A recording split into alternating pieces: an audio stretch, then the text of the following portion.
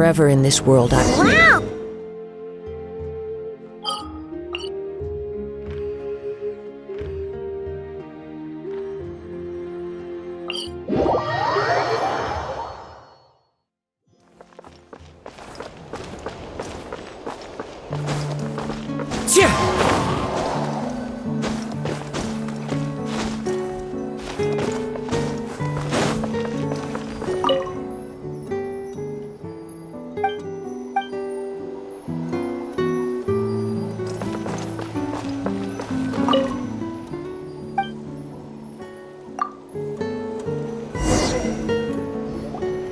Morning, traveler. Morning, Paimon.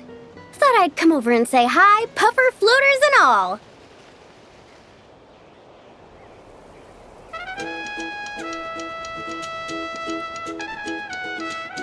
Morning, Moalani. How are you so full of energy? Weren't you the one partying the hardest last night? That was last night. I got a good night's sleep, and now I'm good as new. Here, take this. It's your prize for completing the album. I picked yours up, too, to save you the trip. Wow! Thanks, Moalani. That was so nice. When it comes to helping people, a good guide always thinks one step ahead, right? Oh, and speaking of work, I guess our vacation's almost over, huh? Probably for the best. If I don't head back soon, I'm worried my little doggy won't even remember me. And after talking to the others, it seems like everyone is just about ready to get back. Some are missing their families. Others are going through dandelion wine withdrawal, I guess. Even Chaska seems to be feeling it. Not that she'd ever admit it, but I have noticed her gazing back towards the Flower Feather clan at night. But summer's not over yet, so I say, we squeeze a few more unforgettable moments into the time we've got left. Like another group photo. Hey, how about taking one right here? After all this time, Paimon's grown kind of attached to this place. Great idea! Why don't you spruce up this wall, and I'll go gather the others. See you over at the plaza!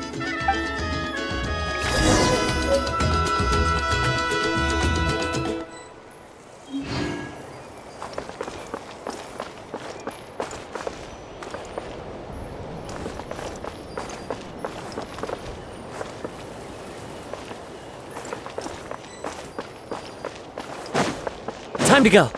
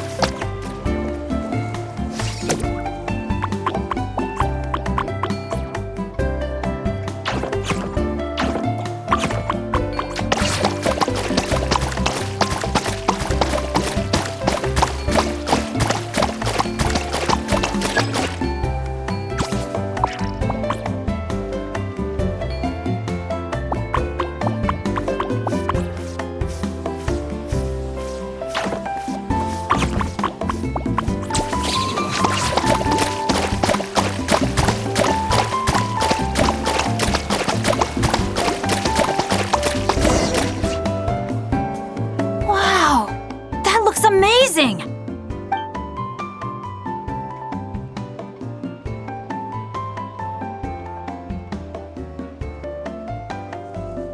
Guys, over here! We're gonna take a picture together! Oh, not bad, not bad. You're all looking full of energy this morning. Not a trace of bedhead or dark circles in sight. Whoa, you even look out for stuff like that? Well, what kind of guide would I be if I didn't pay attention to the details? Yeah, and what kind of bard would I be if I didn't appreciate a good drink? What's that got to do with anything? Somehow, though, I know exactly what he means.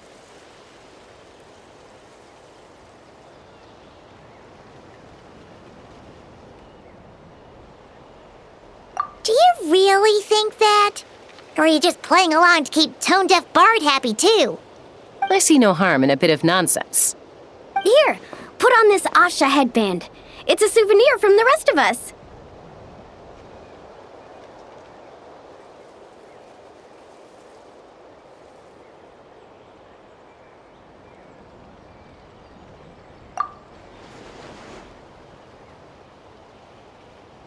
It really suits you.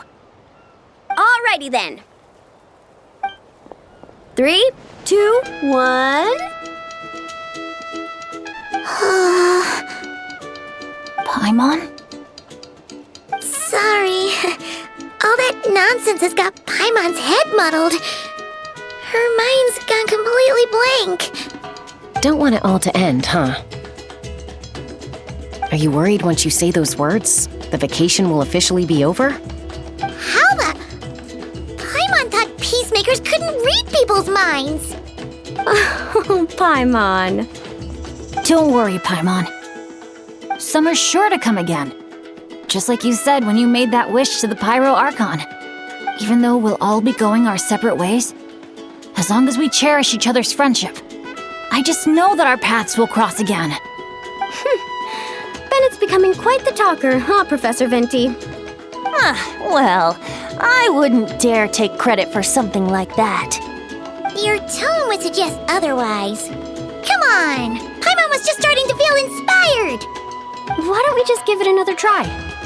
Yeah, let's do it all together this time. What should we shout?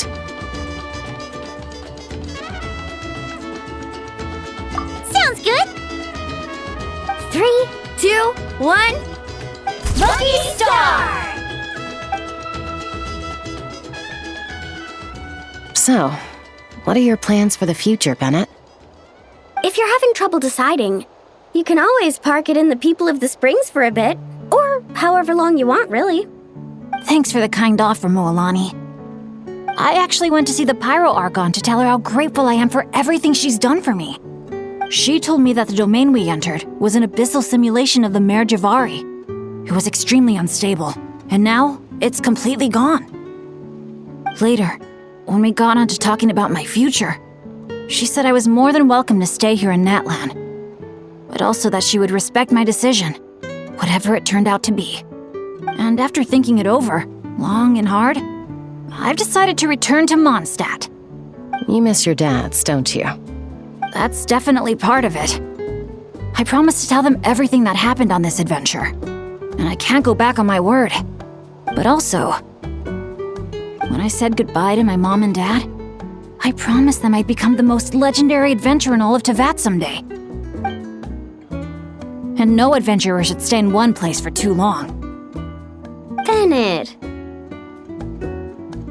What if your luck starts going downhill again the moment you leave Natlan? It's fine. The warmth and kindness I've experienced on this adventure is enough to get me through all the challenges that lie ahead. As I attempt to shape my own fate, I want to take that same kindness and pass it forward. That's something I've always believed in. Hear, hear! To our leader! To our leader, Bennett! Cheers!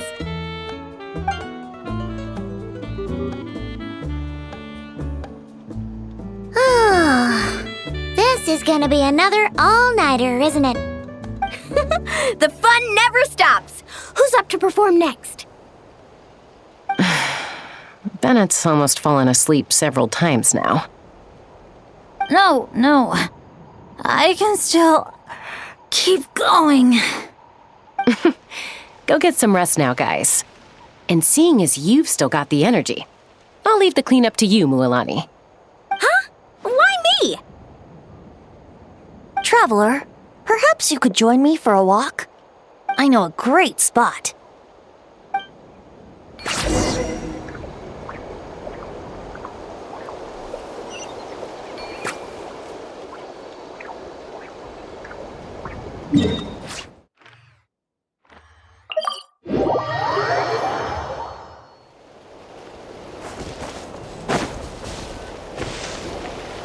You might be tone deaf, but you sure know how to sniff out a good view. Glad you like it. Some stories aren't meant for the birds, only for the stars high in the sky.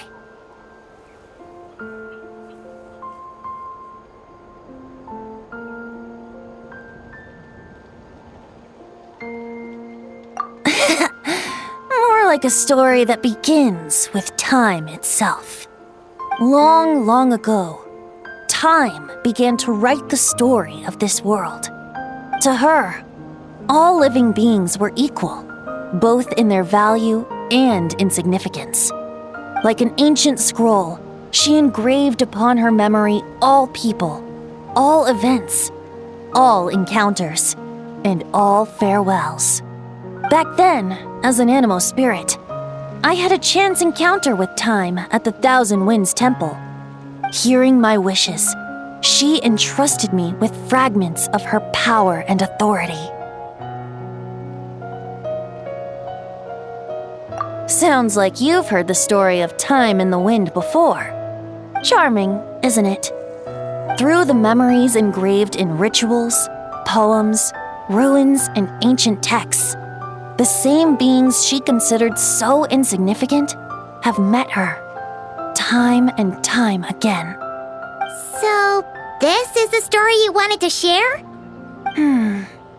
More like the prologue.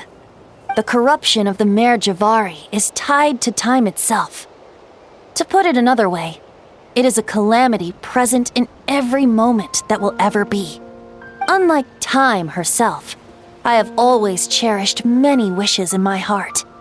500 years ago, to prevent the corruption of the Mare Javari from spreading beyond Tenochtitlan, I blew it off the timeline, turning it into the windless land.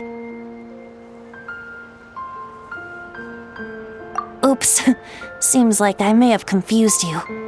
If you're asking about how the Mare Javari disappeared from Tenochtitlan 2 or 3 decades ago, there may be someone else better suited to tell that story. The Mare Javari has been the bearer of too many stories that weren't meant to be its own. I merely played a part in one of its chapters. And the choice I made 500 years ago came with a price. Some souls were unable to return to Mondstadt as a result, while others stayed to settle in this land, merging with the Monitu to become the Asha we see today. So the reason you're here in Tenochtitlan is because... Correct. I'm here to collaborate with the current Pyro Archon, Mawika. Correct again. The flame was our signal. Only by having Mawika open a rift between that space and the true Mare Javari could I sneak in and bring back all the souls who wish to return. As for my little trick of bringing back memories as well, it's not the first time I've pulled that off. Mawika also mentioned that you were planning to introduce us. Looks like I beat you to it, huh? I was glad to discover that she shares my love for fine wine and freedom. We got along great. Well, it really took it out of me for a few days. In fact, I still feel pretty dead on my feet even now. Oh, really? But thinking of all the Aether mead and dandelion wine still left to drink, I suppose I can hang in there a little longer. You don't look that tired to Paimon. So, don't think you can just pull out that little excuse and we'll suddenly foot all your bills. Oh, how you wound me, Paimon! You'll hook me up with some good liquor, won't you, traveler?